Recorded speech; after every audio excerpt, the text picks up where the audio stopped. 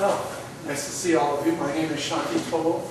I'm on the board of the Friends of the City Auditorium. Actually, there has been a lot of movement in the last 3 years. I've been on the board for a long time, but in the last 3 years, we've done over 400 hours of volunteer work. The place is really without any money from the city extra. We have been working on fixing up the wood to bring out the, restaining it and fixing the walls. We've been recarpeting, so we have 400 hours there. We put in about $14,000 that we've raised by bake sales and hard work. I think we probably could have donated that money for all the hours that we put in. But I think one of the things, in order to save the City Auditorium, we realized that there really had to be some momentum for that. Because just in, I think it was 05 and 06, there was the COPPeR report, and they had already tried to call that block a blighted area so that it could be changed and have certain monies available. But in that process, it would pretty much stop the use of the City Auditorium for the public good and for cultural events.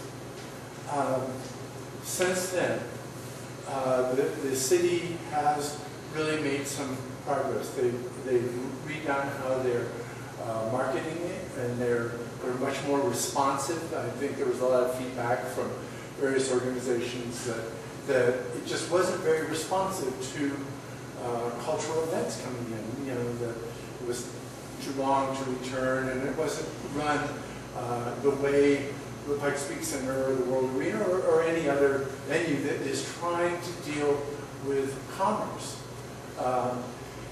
And so one of the transitions that needs to happen for the city is to see this building in a new way. And to give King credit and John Caricato, that compared to 5 years ago, there's more things happening. The place is looking better. And get this, starting this summer, they've actually started to patch their ceiling. I don't know if you've been in there, but a number of years ago, that this is the big auditorium. But let's use this one. We can see it better here. That there have been a lot of holes created by various human activities, and very high activities. But these are not the kind of repair that are the permanent ones.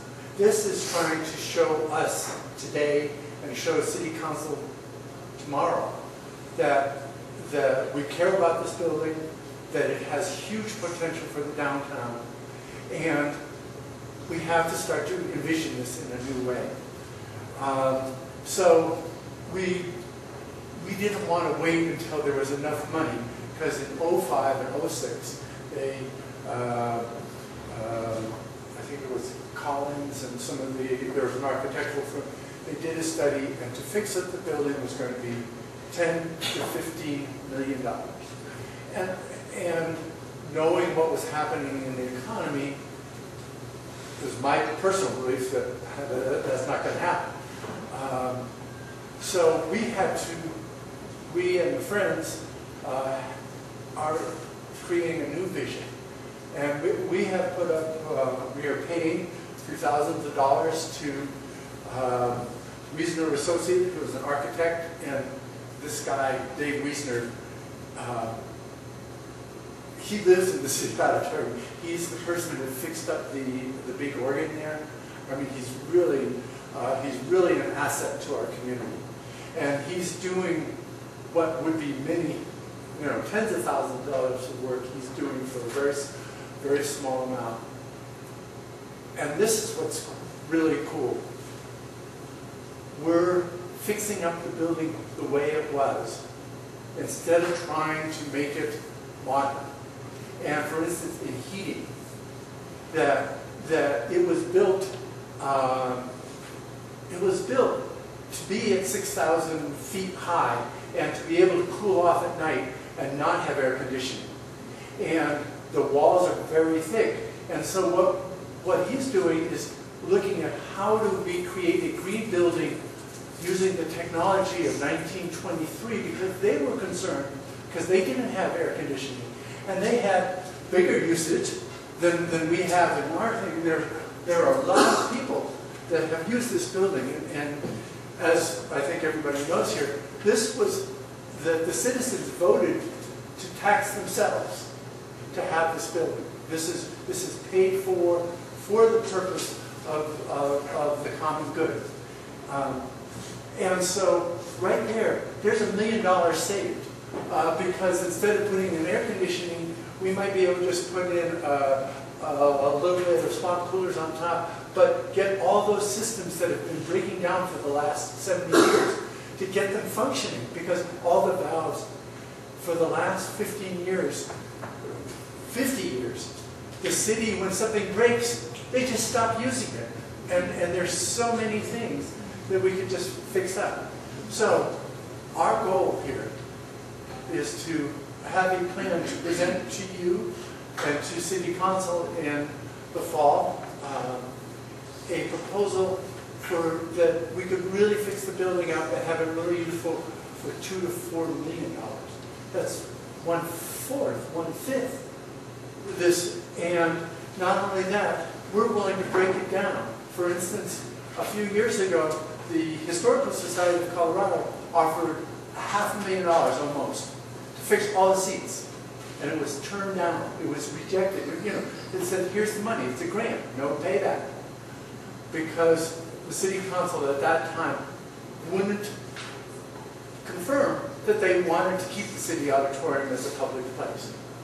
So what we need from you guys, and I think I had a letter that, Christine, can you email that to people later? There's a letter from the architect and from the Friends group that I would like to have everybody here to have a sense of what we're doing and be able to contact us. But our first thing is we have to, with your help, create a vision that is financially possible, that's conservative, that the City Council can buy. And it's only going to be bought, not as in bought, but accepted, if the downtown and the cultural community of Colorado Springs says this is an asset to the downtown. And at that point, we will, after this report, it is our goal that we're only one very small volunteer group of 100 people, and they're all, a lot of them are elderly, but a lot of them have been using this building forever. But our vision, we talked to Ron about this, is to get the Chamber of Commerce and Downtown Partnership and you guys, and to get a coalition of the downtown, of which Friends, obviously we have a lot of knowledge and a lot of commitment, but this has to be a community-wide event. Just one last thing. Last Thursday, I went to the City Auditorium for the Sack Lunch program, where they show silent movies and play the big organ live. There were 300 people there that were, and probably the average age was 75. But what I'm saying is it was servicing a part of the community that we don't service anywhere else. And there was another group there, beside all of these people that have grown up here, and are very committed to it. There were probably 50 handicapped people there in 2 or 3 big groups. And so from an ADA point of view, this was an appropriate place for people that are developmentally disabled or others, or have physical things. They could come there, they could feel safe, they fit into the group. So it's not only for bringing the iguanas in, or the historic, or the metaphysical fair, which I'm associated with, or other things. It services the community in a way that nothing else does. So I'm really hoping when you see the letter that we can all work together. Thank you.